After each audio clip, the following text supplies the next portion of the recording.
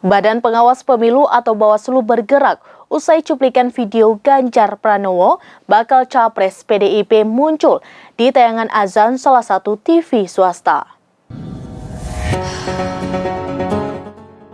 Badan Pengawas Pemilu atau Bawaslu bergerak usai cuplikan video Ganjar Pranowo bakal capres PDI Perjuangan muncul di tayangan azan salah satu televisi atau TV swasta.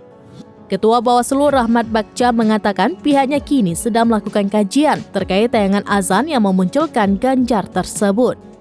Bagja menjelaskan hasil kajian akan diumumkan sekitar tanggal 11 hingga 13 September 2023.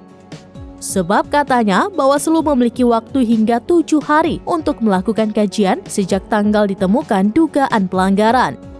Namun demikian kata Bagja, Bawaslu masih memiliki waktu untuk menentukan sikap hingga pekan depannya lagi.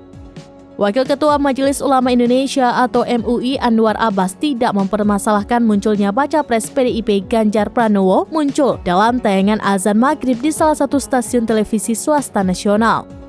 Anwar justru mempermasalahkan jika Ganjar tidak melakukan sholat padahal seorang muslim. Anwar mengatakan jika baca pres lainnya ingin melakukan hal serupa juga diperbolehkan.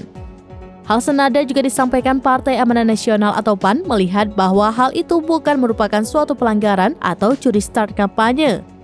Wakil Ketua Umum PAN Viva Yoga Mauladi mengatakan menurutnya iklan itu tidak termasuk pelanggaran kampanye sebab Viva melihat tidak ada ajakan untuk mencoblos Ganjar di iklan tersebut.